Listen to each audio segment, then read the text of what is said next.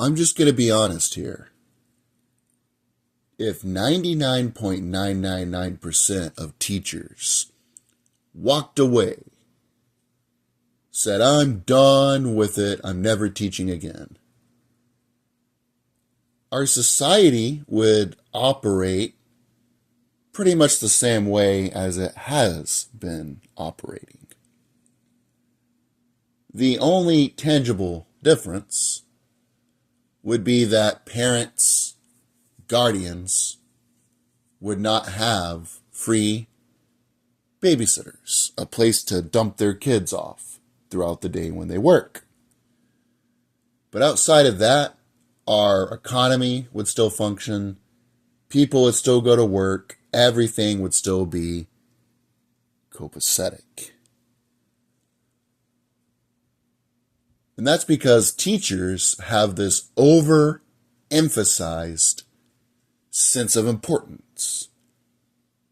They think they are an indelible, intangible, keystone member of society, like firefighters, police officers, rescue squad workers. Do you remember in October 2024, it was October 1st to October 3rd, when the port workers, the people that unload the cargo ships, they went on strike. Just in 3 days alone, according to JP Morgan, the damage to our global economy was astronomical. It is estimated it costs $3.8 to $4.8 billion a day. A billion seconds is 32 years. On top of that, 2.3 trillion in assets were frozen. The damage was astronomical. And on top of that, it took months just to get global supply chains back into normal operating status. If you remember, if you ordered things on Amazon during that time, it took longer because you had tons of ships that were stacked up, not physically stacked up, but tons of ships that were in line, that were just sitting there waiting to be unloaded. And of course, they got a 62% increase in wages and other things. But the point is, that actually left a mark. That actually left damage that affected the factory worker in Missouri, the construction worker in Texas. But if a high school geography teacher or high school history teachers stopped working, it wouldn't affect the majority of society. And that's because there are two types of jobs in our society. The whole premise, the whole purpose of education is to prepare you as a child, and that way when you become a man or a woman or whatever you identify as these days, you can operate and function in society. If you're going to work, you have to produce a good or a service of tangible value that people want or people need. That's how our economic system operates. If you just want to work a regular, average, median job, like in a restaurant, call center, work in a warehouse, deliver pizzas, and there's nothing wrong with that. I've done all these things just about. If you understand basic grammar, you understand how to read, you understand how to write, you understand basic mathematics, ABC 1, 2, 3, it's like elementary. You can perform 99.999% of jobs in our society. And on top of that, even after K through 12 quote unquote education, you still need on the job training. So it doesn't even prepare you to become a pizza delivery driver or to even push carts in the Walmart parking lot, because once you graduate, you even need more training than that. And then there are also skilled professions. But you don't learn that in school. You still got to go through 4 pointless, useless, frivolous years of high school, learning about Shakespeare, the mitochondria as the powerhouse of the cell. You got to learn about 1492, Columbus sailed the ocean blue. What's the capital of Bangladesh? Even though you'll never use any of that in your day-to-day life. The only time you'll use those things is if you're a teacher yourself, you work in those specific fields, or on trivia night, or if you go on a game show. But if you're like me and 99.9% of Americans, you won't use any of that in the day-to-day world. As soon as your behind leaves the seats, you'll no longer use any of that information. Which means if you want to learn how to work on air conditioners, how to work on automobiles, how to weld, carpentry, you then have to get further schooling. Why is it you can't just learn the basics, read, write, multiply, divide, how to form a sentence, how to write a basic paper, and then you can go learn a real skill, or you can go to work? Why is it you have to spend 4 years learning about Romeo and Juliet and reading The Catcher in the Rye? Why do you have to do all that? But I digress. In the beginning of the video, I said 99.9%.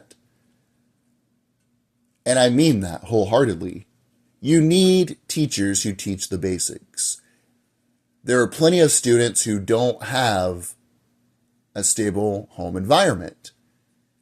And I am completely on board with every child learning how to read, write, multiply, divide. Be able to write a sentence, and then they can become a functioning taxpayer member of society. Those teachers are an indelible part of our society. And then people like one of my relatives who teach people to work on air conditioners. If your air conditioner goes out, whether you are a business owner, it's in your car, it's in your personal residence, that's going to significantly impact your quality of life. However, I'm talking about 7th grade biology teachers. I'm talking about high school geography teachers. As soon as your butt leaves the seat, you no longer use anything you learned in their class. And you always hear, teachers help people, teachers go above and beyond. Okay. My 7th grade life science teacher, I like the guy a lot. Every time I see him out and about, we joke, we talk about sports. He's a nice, good man. And I'm not saying that to be facetious, he really is. And he helped me a lot in his class. But the key word is in his class. I don't use any of that information anymore in my life. So that's why when you hear people say teachers help people, a lot of times they just help you pass the curriculum, and you're not going to use anything that you learned after you're done. If you want to really learn about how the world operates, you want to learn about people that actually do these things. For example, if you want to learn about business, instead of learning about a teacher from a teacher who just teaches about other people doing business, why don't you learn from people who have started businesses? I always thought it was weird too, English teachers. I understand the basic grammar, needing to know how to read and write, but once you get to high school, 99.9% of people can read, write, and form coherent sentences on paper. Why is it you want to read other people's words? Why don't you publish your own? And it's not that hard. I never made an A in English that I can recall ever. I'm not cognizant of ever doing that. I always made B's and occasionally C's. I got an article published from a website, and it was the highest article that was ever read on the website. People on their own accord voluntarily read it. And I'm not saying that to brag or boast or flex my muscles. I'm pointing out that why would you want to read and teach about other people writing stuff? Why don't you write your own stuff? And in today's world, you don't have to go to publishing companies. You can write a blog. You can create your own website. You can use your social media platform to get people's eyeballs on your material you wrote. And if it's good material, people will read it. If it's bad material, nobody cares. But I digress.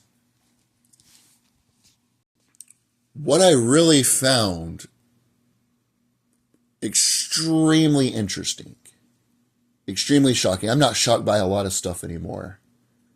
The majority of teachers have no intellectual curiosity in how the world operates. Think about this. If you go to school, you are forced under law, under truancy law. You can go to jail if you don't attend these classes. And these teachers are supposed to prepare the younger generation to become functioning adults in our society. But a lot of them have no curiosity on how the world works. A lot of them have no desire to read for leisure.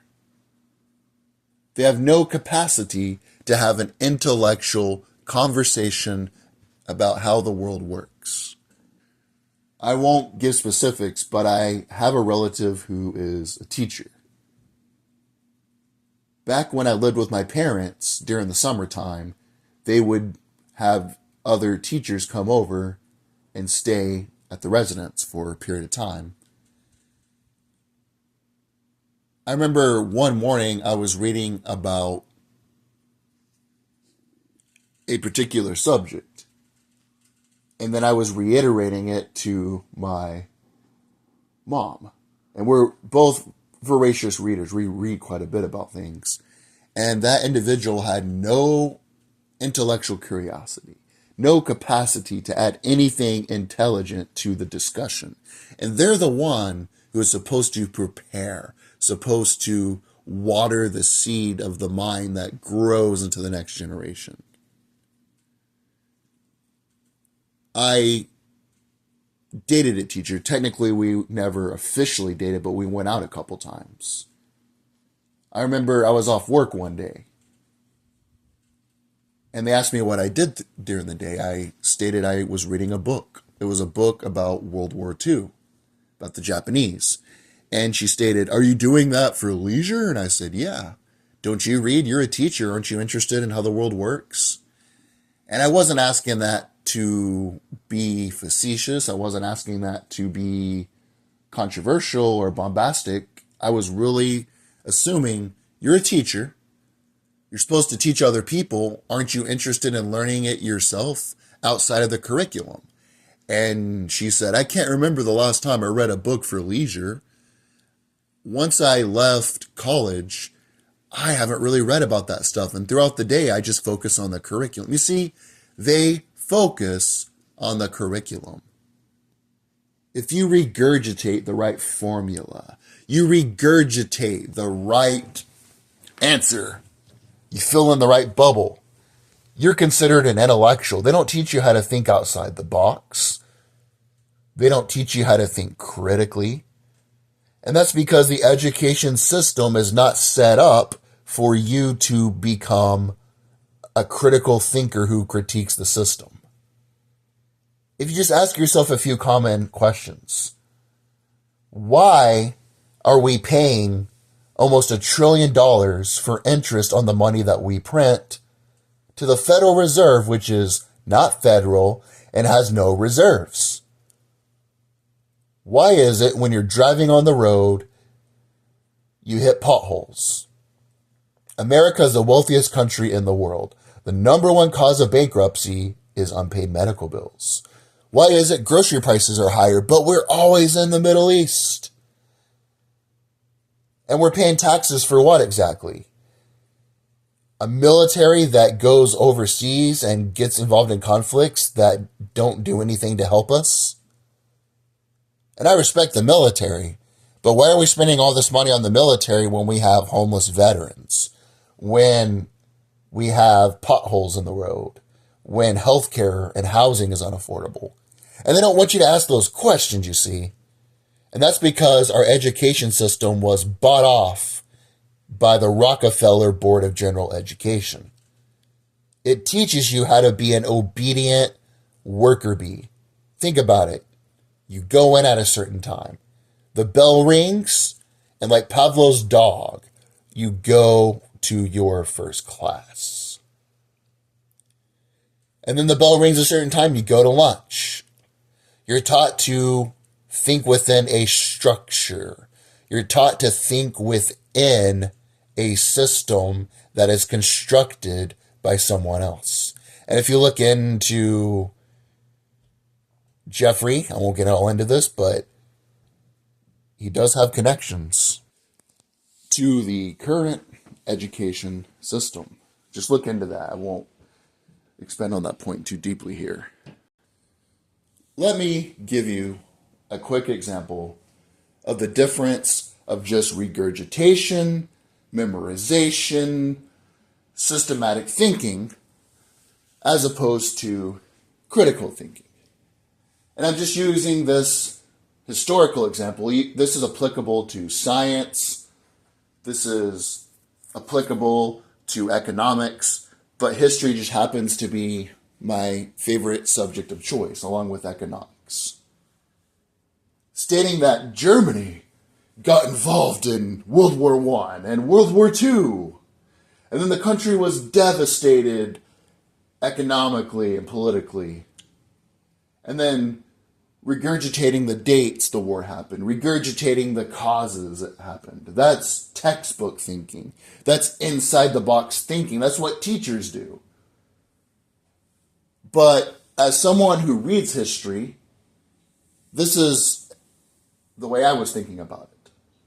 If you study Germany for a while, it did not become a country until 1871, after the wars of German unification.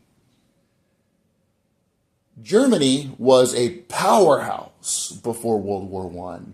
If you look at Berlin, which is the capital, and you compare it to London during that time, early 1900s, and you compare it to Paris, it looks like a completely modern city. And Germany just defeated France in the Franco-Prussian War, and that was one of the wars of them becoming a country. But the point is, their military was strong. They started to build up their navy. They won a bunch of Nobel Peace Prizes. A bunch of advancements in science were in Berlin. And even today, after being devastated by 2 world wars, occupied by the 2 superpowers of the day, the Soviet Union and the United States, they still have the 4th largest economy, right under China, right under the United States, and right under Japan. They're number 4. They have a lot of coal deposits. They have a lot of iron deposits. Their country is really beneficial from its geography. It benefits a lot.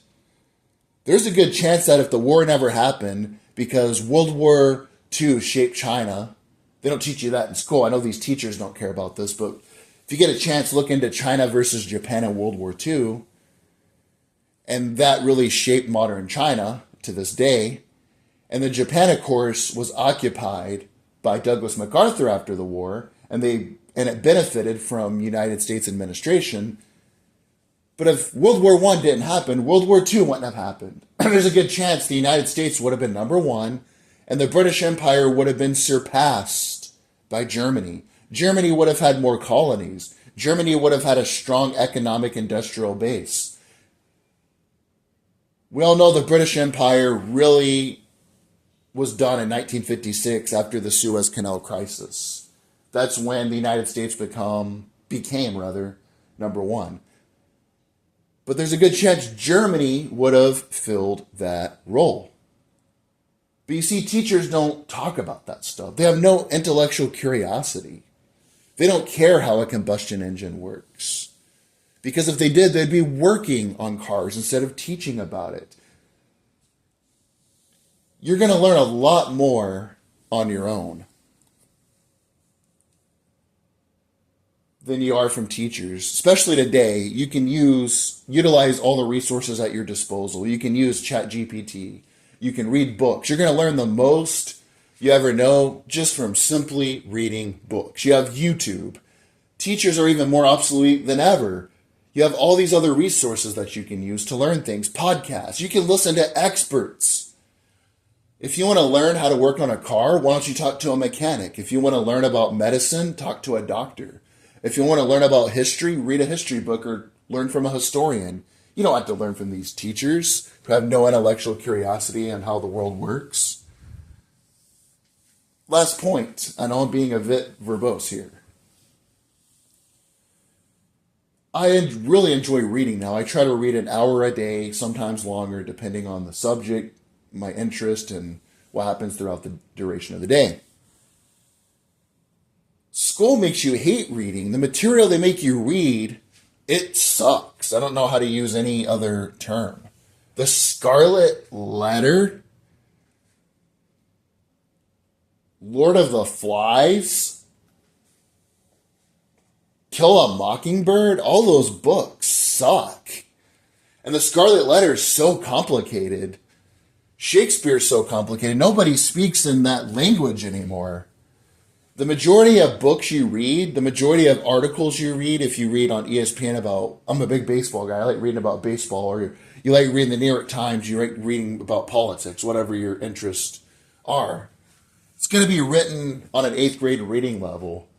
It's not going to be as simplistic as the cat jumped over the hat.